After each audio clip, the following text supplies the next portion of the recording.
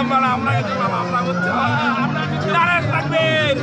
জয় বাংলার কোনো অস্তিত্ব বাংলাদেশে থাকবে না, ইনশাআল্লাহ। জয় বাংলার কোনো অস্তিত্ব থাকবে না। বঙ্গবন্ধু টিস্যু হইব, টিস্যু, কাঁচা টিস্যু হইব বাংলাদেশে।